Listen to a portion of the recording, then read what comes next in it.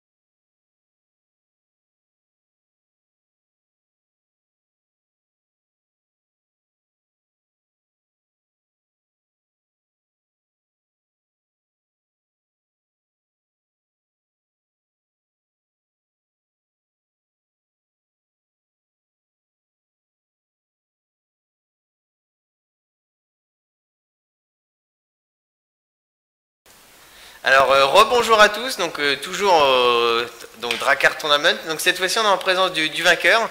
Donc bonjour Antoine, félicitations pour ta ronde 2. Ouais, merci.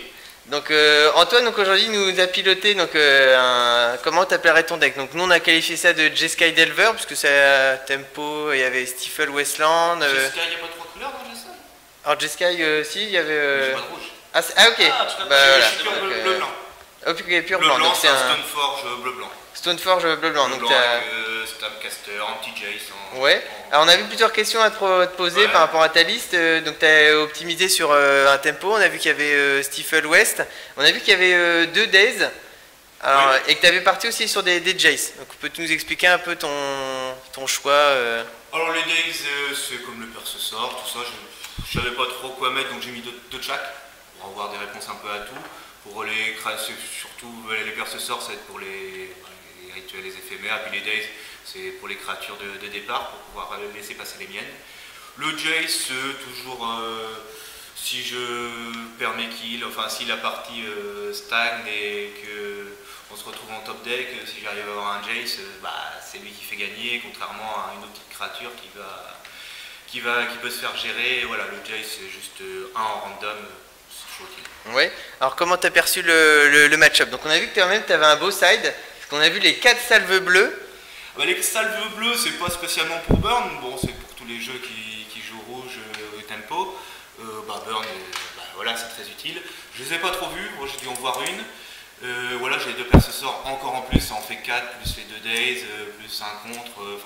Logiquement, là ça a été très serré, c'est vrai que j'ai eu chaud et que j'ai cru que j'allais la perdre.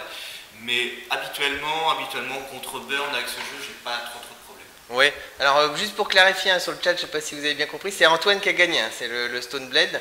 Donc on a vu que par contre à la 2, tu as eu un petit problème de bleu, parce que tu avais une main bien fournie de percesseur et salve et que t'as pas touché de bleu. Oui, un mulligan à 6, ça n'a pas aidé. Là, j'ai une main toute bleue, j'ai 7 cartes bleues, pas de terrain en main de départ, pas le choix. Si voilà, j'ai eu un seul terrain, je vais le garder, mais là, non.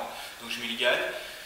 Je suis à 6, j'ai ma Stoneforge, j'ai du blanc, je me dis je vais peut-être voir du bleu.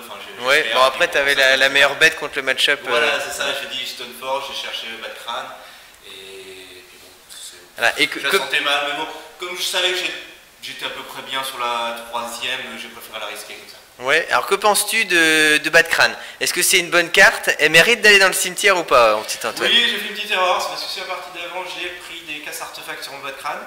Et donc à chaque fois il a viré, et oui, par habitude, bêtement, je l'ai mis au cimetière. Voilà, donc c'était une bonne partie, parce que Julien était un petit peu impatient à la fin, il s'est un peu trop empalé.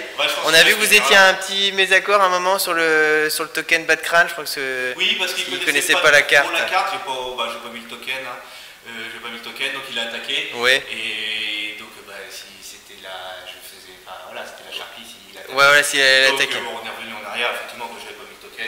Ouais. C'est normal qu'on a reparti pour qu'il change son optique. D'accord, ça marche. Bon, en tout cas, merci Antoine d'avoir pris le temps de nous répondre. On te souhaite bonne chance pour la continuation du tournoi. Donc 2-0, donc là tu es plutôt pas mal.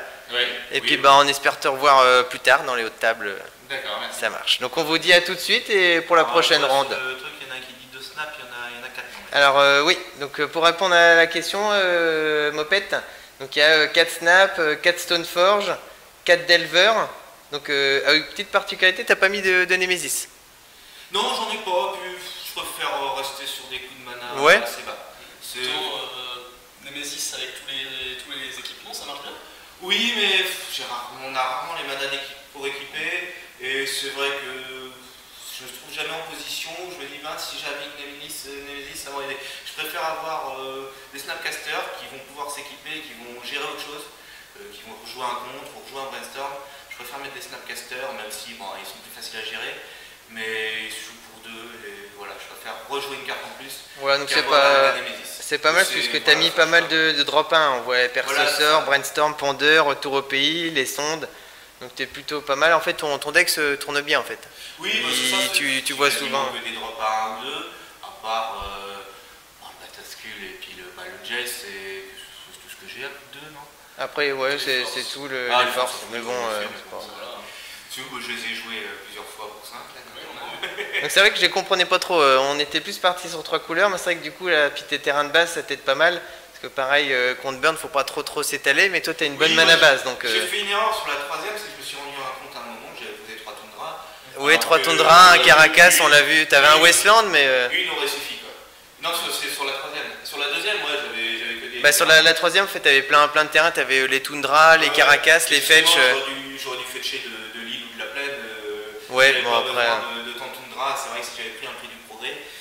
Voilà, bon, après, je crois que de mémoire, dans ta main, tu avais un Snap et un Pierce, donc tu étais pas trop mal. Tu pouvais Pierce, Snap, Pierce. Oui, donc il est avec 3 landes, donc tu étais plutôt pas mal. Voilà, donc en tout cas, on te remercie. Vas-y, Antoine. Pourquoi cette liste?